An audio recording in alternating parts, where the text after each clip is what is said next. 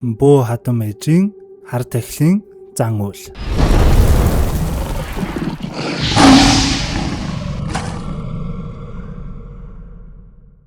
За юу яцхан бамбарна утна. Солонгос кинонууд руугаа ороод манайх үнэхээр кайфтай харагдаж байна да тий. За тэгвэл мэдээж дундуур нь элдв зүйлс оруулаад яах вэ? Хэд хэдэн солонгос киногоор бөмбөгдөө араас нь өөр кинонууд эдгээр бодно. Өмнөх киногоороо өнгөрсөн жил буюу 2025 онд гарсан киног оруулсан бол энэ удаад нэлээд эртний буюу солонгосын алтан үеийн гэж хэлэгддэг үеийн нэгэн зөвүүн аимшиг кино болох 2011 оны Ghastly нэртэй киног оруулахад бэлэн боллоо. Яг тэгээд олон юм яах вэ? Алдар T-Ara хамтлагийн 2 ч гишүүн тоглодог эвгүй кино руугаа шууд орцгоё. Тэгээд мэдээж сурсан ясаараа киногоо үзчихгээд хэр их таалагдсан 10-аас хэдэн оноо вэ гэдгээрээ заавал дүгнээд комент бичээрэй за.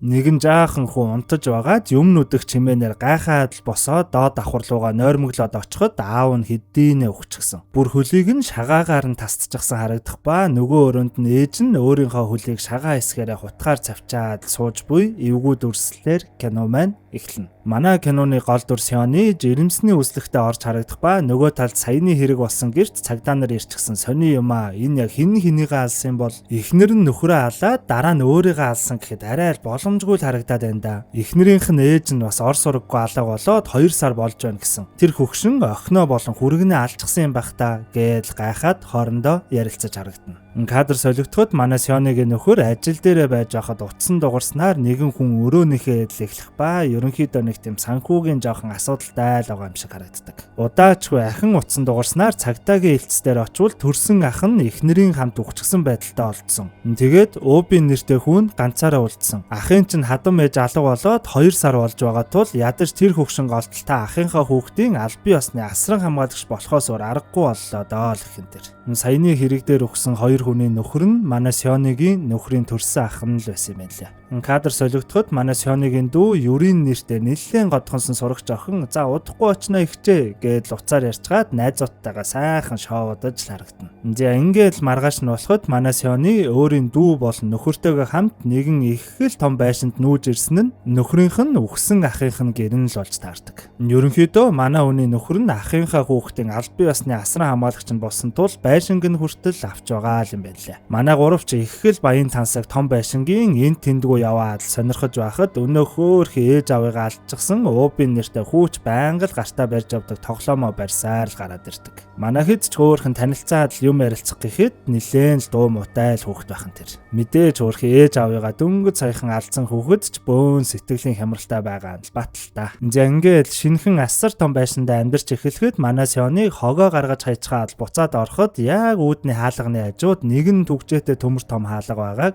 хардаг. Эхний өдрийн оройч болж Обин хүүтэй хамт хооллоод маа энийгээд гэж байж байхад Обин хүүч овоо хөөрхөн идэж байснаа гинтэл хөлөө шагаа хэсгээрээ үрж байснаа би болчихлоо баярлалаа гэж хэлчихээл босоод явчихсан тэр. Манай хүний нэлээд эрх дүү өрийн ч өөрийн их л хайрланд хижээдэг орог цусгаа хооллож байхад манай Сёны ч орж ирэхэд ихчээ та тэр хүүхдэд хэд их анхаарад намайг тоохгүй байх шүү гэж бас хурган ихчээгээ харамлаад л ах шиг байна. Шүн унтаж байхад нь манай Сёнид нэгэн хутга барьчихсан хүн орлуу навирч байна гэдэл их л сонин зүүдлэгдээд л өнгөрдөг. Маргааш нь чуулж нөхөр нь ахынхаа хүүхдийг буюу өнөөх Обин хүүг сургуульд нь хөргөж өгөхөд энэ нэг бондгор хүүхэд ирснэ. Юу вэ? Аав чинь өвчгөө өстэй. Ахаад шинэ аавтай болцсон юм аа? Энтэр гэдэл бас л байнга л нэг тийм дээрлэгдэг нөхөр л юм шиг байгаа. Нөгөө талд манай сониуч Сёныч тэсэлгүй өнөөх төгжээтэй байсан хаалгыг хүнд мөнгө өгч байгаад онгойлгуулаад л орж халахад бөөн шашны юмнууд харагдах ба ер нь нэг тийм зан үйл энтер хийдэг байсан газар юм шиг л болж таардаг.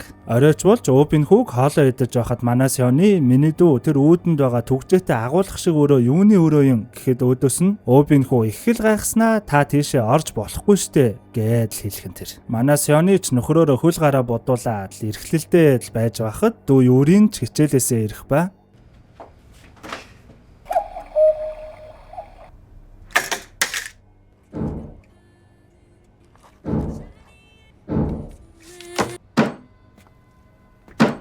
야, 너 안 자고 뭐 하는 거야? 야! 응?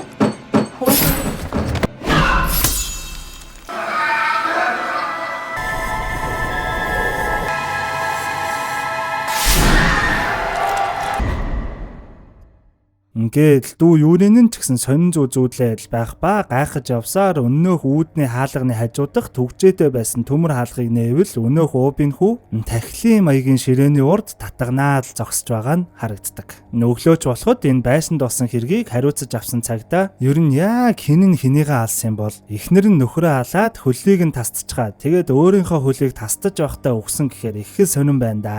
Энэ зурагнаас харвал их л айсан харагдаж байна да. Энд нэг л зүйл биш байна гэж ярилцаж харагдана. Энэ үед нөгөө талд өнөөх уубын хүүч сургуулийнхаа гадаа нэгэн бөөгийн зураг энтер зураад сууж байхад байнга дэрлэгдэг бондгор сурагч найзтайгаа ирээд зургийг нь булааж авснаа. Өө чиний имээ чинь бөөг илүү. Тэгэхээр чи ч гэсэн бөөгийн цустай юу?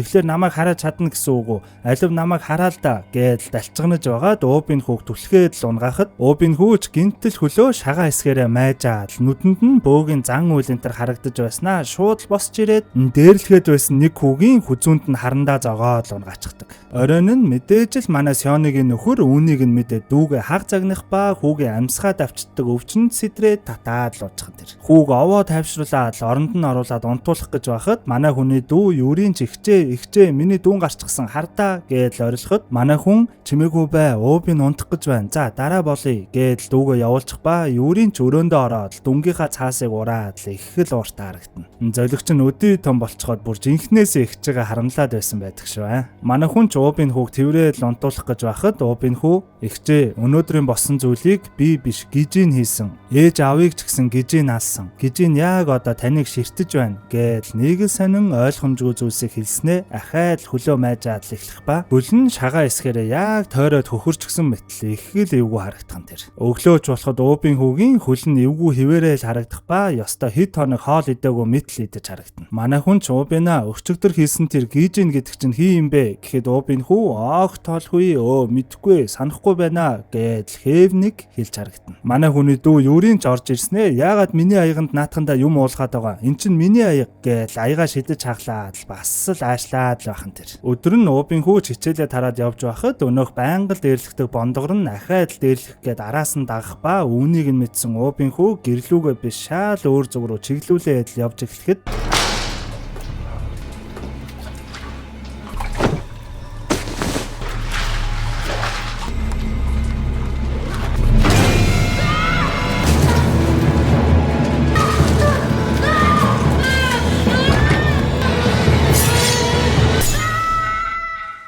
манай хүн ч гэртээ харахаар явж байхдаа гэрийнх нь хажуухан жимс зардаг эмэгтэйгээс жимс авахаар очоод одоо амьдарч байгаа байранд нь яг юу тохиолдсон тухай бүр өөрийнхөө огт мэддгүй мэдээллийг олж мэдхэн тэр. Яг үнэндээ нөхөр нь манай хүнд манай ах их нэртэйгээ хамт автын осолд ороод өнгөрчихсөн. Тэгээд хүүн үлдчихсэн тул хэдүүлээ хүүг нь хараад байранд нь амьдарчихъя гэж айгүй энгийн болгоод хэлчихсэн юм байлээ. Амьдарч байгаа байранд нь 2 ч хүн үхсэн аллаг болсон гэдгийг сонссон манай хүн ч нөхөр дээрээ очоод надад яагаад үннээр нь хэлээгүй сонин зүйлс унтж байхад зүүдлэгдээд байсан. Угаасаа нэг л сонин байсан юм аа энэ байшин. Эн чин сүнстэй байшин юм биш үү? Одоохон эндээс нүүцгээе гэж хэлэхэд нөхөр нь өрөө дарахаар хэдийн хуучин байшингаа зарчихсан гэх юм тэр. Манай хүн ч уурлаад босоод явхад нөхөр нь дүү юурийнх нь хөл рүү гөлөрч байгаа л баригдахад дүү юурийн нь ч хадам ах руугаа муу гаж донтон гэж нэлээд зөвөн хэлчихээл босоод явчих ба удаачгүй уубын хүүч бүр юу ч олоогүй мэд ороод л ирэх юм тэр. Нөгөө талд цагдаа нар ч ашгүй нөгөө алга болоод олдохгүй 2 сар болсон гэгдэх манай Сёныгийн нөхрийн ахих нь хадам ээжийг олчихсан байх ба ууланд ухаан алдсан байдалтай олдсныг нь олоод сэтгцэн эмнэлэгт авчирсан л байхан тэр. Өөрийгөө гэмтээгээд байсан тул гарыг нь хүлчихсэн гэх ба амандаа би охиндоо дими болохгүй гэж хэлсэн штэ. Би хэлсэн миний зээх үү уубын хаа байна гэж дахин давтаад л байдаг. За манайха энд ерөнхийдөө 2 гэр бүлийн тухай яригадаад байгаа тул гясныг тодруулга хийчээ. За энэ нь манай хүн Сёны. Тэгээд дүүн болон нөхөр нь. Харин тэр аллаг болоод хоёулаа өгсөн нь манай хүний нөхрийнх нь ах болон ахих нь эхнэр. Мэдээж энэ гэр бүлээс ганц амьд үлдсэн хүн нь хүү уубын нь. Харин энэ сэтгцэн юмтай гэмээр настай хүн бол уубын хүүгийн ээжийн ээж буюу уубын хүүгийн имэйл гэсэн үг. Уубын хүүгийн ангийнх нь өнөөх дээрлэхүү бондгор хүү кайж байна гэсэн зураг туудснууд хаа сайгүй л наасан харагдах ба уубын хүүч өнөөх зураг туудснуудыг хуулаад л явж харагдана. Манай хүний дүү юурийн ч ихчээгээ харамлаад энэ уубын хүүг бүр боломжл олдвол загиндаг л болчихсон байх ба оройн унтаж багт нь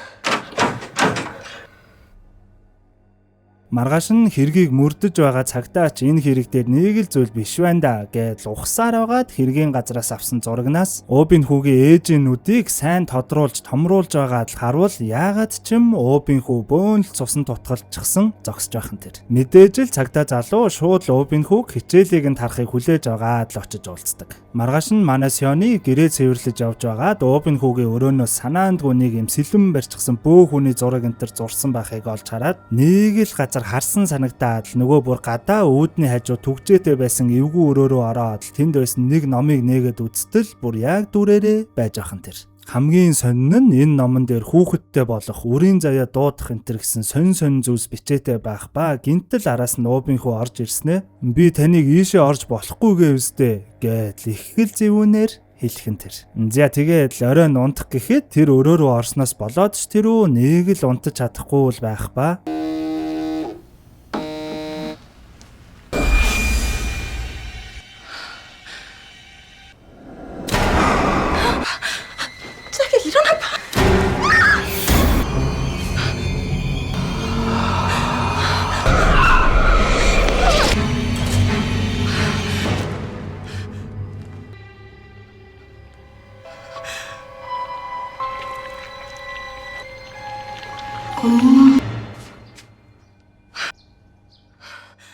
Маргааш нь манай хүний дүү Юрийн гадаа ном уншаад сууж байхад Өвийн хүү их л найрсаг ирээд ихчээ хамт тоглоё, нуугдаж тоглоё, та намайг ол би нуугдъя гэж шалсаар байгаад зөвшөөрүүлдэг.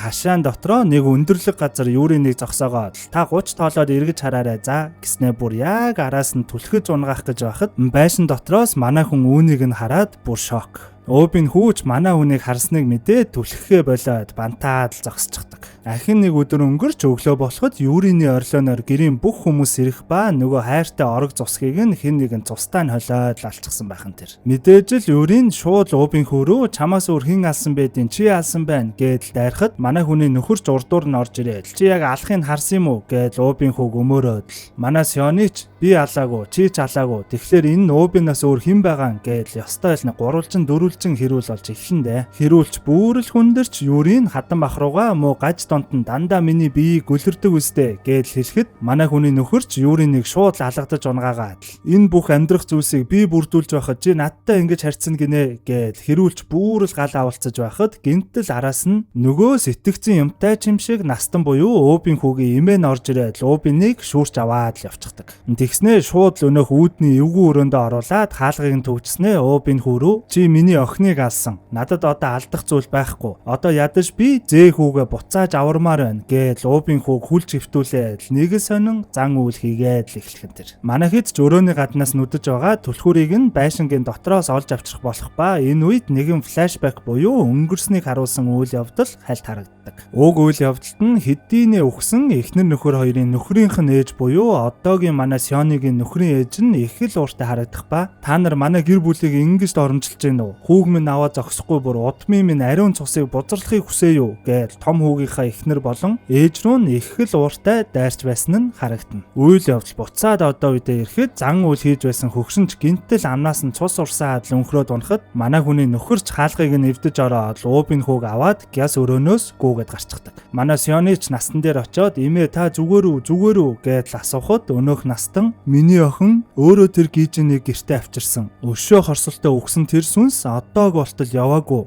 Тэр хүүхдийн биеийг нь шатааж байж гүйц далга болно гэж бас л нэг ойлгомжгүй зүйлс яриад л байдаг. Удаачгүй манай Сёныг эмнэлэг дуудахаар явсны дараа Өвийн хүү ирээд шууд эмээгийнхаа аман дээр нь гараараа дарсаар байгаа л алах ба яг ард нь Юрийн охин ч үнийг нь санаандгүй харцхан тэр. Өвийн хүү ч Юриний нүүрэн дээр тулж ирснэ гэж их л эвгүй хэлж харагдана. Нөгөө талд энэ байшинд болсон хэргийг судлаж байсан цагдаа буюу сүүлд Өвийн хүүтэй уулзахаар явсан цагдаа ор сураггүй алга болчихсон гэдэл ажлынх нь гайхаад ярилцаж харагдана. За ингээд бөөн хэрүүл маргаан үхэл энтер болсны дараа нэгэн шинэ өдөр эхлэхэд манай Сёны нөхөр болон Өвийн хүүг ажил хичээлд нь гаргаж өгчхөөд шууд л Өвийн хүүгийн өрөөнд нь ороод шалгаж эхлэхэд мэдээж л өнөөх ангийнхан дээрлэхүү бондгор хүүгийн тухай зураг тууц болон цаг нь олдхон тэр. За ингээд энэ хүү нэг л биш байна гэдг нь бүр бат болсон тул орой араас нь дагаж явсаар агаад нэгэн сониг хаягдсан гэмээр газар ирэхэд өнөөх дээрлэхүү бондгор хүүгийн хөлийг нь тастаад алчихсан цогцсон байх ба бүрч болоогүй хажууханд нь өнөөх алга болсон цагта нэлээд өнхлүүд байдалтай бөөн л цус олчихсан л байж байдаг. Тэгснээ өнөө цагта манай хүнд тэр хүү, Өвийн хүү энэ бүгдийг хийсэн цагдаа нарт мэдэгд гэж хэлэхэд манай хүн ч яаран сандран гэрийнхаа зүг гүйж эхэлдэг. Энэ үеэр гэрт нь манай хүний дүү буюу Юрийн усанд орж байх ба